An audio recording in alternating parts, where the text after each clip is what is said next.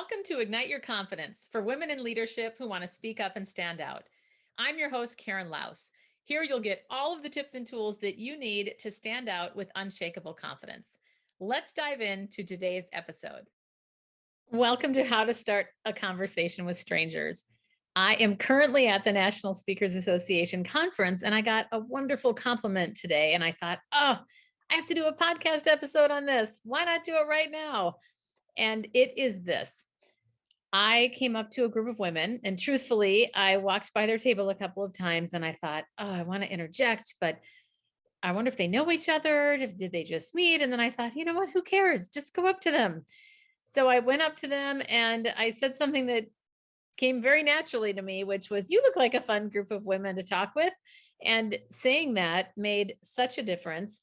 And it opened up the conversation in a warm and friendly way. So I wanted to bring that up today to talk about three specific things that I'd recommend when you're starting a conversation with strangers and how to do it in a way that gets them to want to listen to you, or rather gets them to want to keep the conversation going. So a little bit of both. And one of the things that I would start with is some type of compliment that is authentic, of course. Now, that isn't something I want everybody to know. I did not pre-plan that tonight. It simply felt natural to me. But I have learned over time that there are things that naturally we can say that make people feel comfortable, that make them feel included, and make them feel good. So, what's wrong with starting with a compliment? I would recommend that as long as it is authentic and obviously genuine, which are pretty much the same thing. So, a couple of other ideas, things like you look like a friendly group of people. Or if it's one person, maybe it's, hey, you look like a friendly face. I'd love to connect with you. May I sit here? Or can I jump into the conversation? I'd love to meet you all. Coming from a place of you want to know them, you want to get to know them, and again, compliment is very helpful. Another one that I'd suggest is you look like people I'd like to meet or I'd like to know. And even just something like you look like a powerful group of women, or you look like women I'd like to hang out with. I know I'm reiterating the same thing in some ways, but my intent is to give you some options to think about. And when you start with you look like this, that is an observable subjective. I was going to say fact. It's an observable subjective thing that you're making, but in a way that is really making them feel good, hopefully. And here's another side note. Sometimes what happens is people are so nervous to approach strangers that we come across with a flat expression on our face because we're nervous. Similarly, I've done this a couple of times where I've been on airports, or rather airplanes, and it always seems that I have to go to the bathroom right before the plane is going to land. And a couple of times this has happened on two specific occasions where the flight attendants looked like, "What's wrong?" when I came running up to them in standing up on the plane and saying, "I need to go to the bathroom," with this almost scared look on my face. But the approach without the words coming out of my mouth first can look like this person is terrified, or it could even make you could look intimidating. So when you come up to a group of people, make sure that you tell yourself, especially if you're working on this, to smile first. Remember to smile as you say the thing that you're going to say, because the truth is, if you say to a group of people, you look like a friendly group of people, and you're flat faced and you look terrified or intimidated, your message is not going to come across very well because it's going to be inconsistent with your facial expressions. So we want to make sure that that is happening. So to recap, interject with a compliment that's authentic. Number two, when you're in the conversation, and even as you approach potentially, depending upon the situation, show interest. Show interest in them. Start with them. Where are you from is a really great way to start as far as cities go. and or just asking them, hey, what brought you here? It could be something like that. How did you get connected with so and so? And a question that I asked one of the women tonight was, what was the highlight of the conference for you thus far? So having these questions in your back pocket to make it easy to keep the conversation going can be super helpful. And along the lines of showing interest, it really is also, in addition to asking those good questions, but it is maintaining eye contact. Too often, what happens, especially now, I'm thinking more about in person events, we are looking the other way, thinking, oh, is there somebody else that I want to talk to? Or, oh, so and so just walked into the room. And our focal point might be on somewhere else. That makes it look like you don't want to be there with that person. And they might feel just as uncomfortable or insecure as you to be talking with strangers. So when you have someone then that they're talking to look away, we can look like we don't want to be there. And that can just be not a nice feeling for someone, and they may not want to keep talking with you.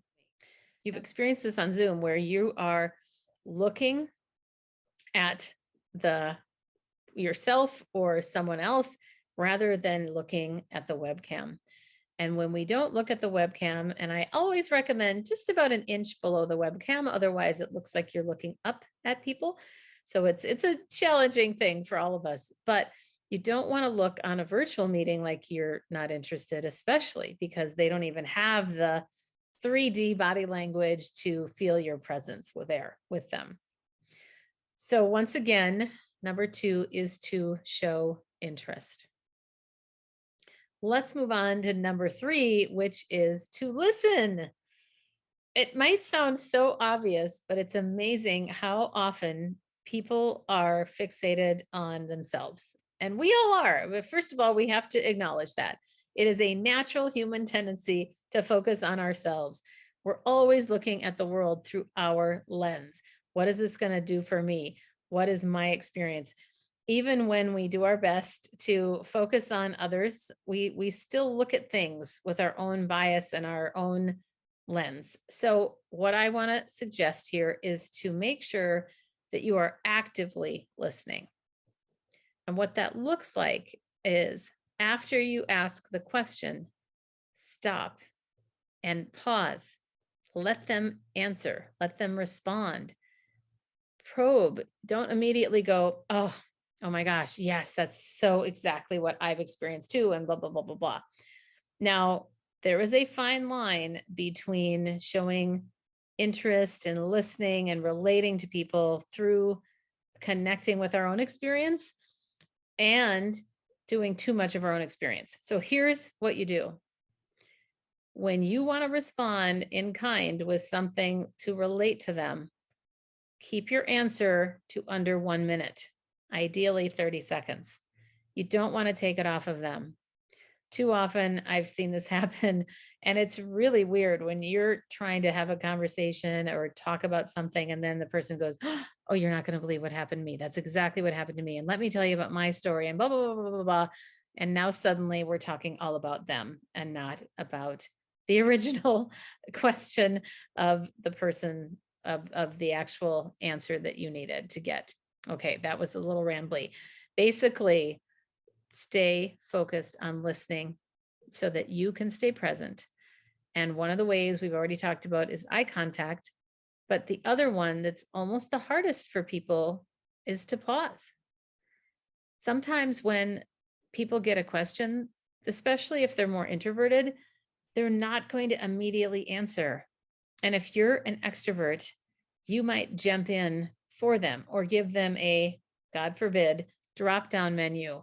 You want to be so careful about this. Don't give them a drop down menu. And what I mean by that is don't say something like, well, what was the highlight of the conference for you? Was it this? Was it this? Was it that? Was it that? Just stop. What was the highlight of the conference for you? Pause. Let them respond. Be quick to listen and slow to speak. And you are going to come across as someone that people want to listen to. They're going to feel good in your presence. and they're going to feel accepted and heard. There is no better gift that we can give a human being than to make them feel important. And one of the biggest ways that we can do that is to make them feel seen and heard. So let's recap how to start a conversation with strangers. 3 ways.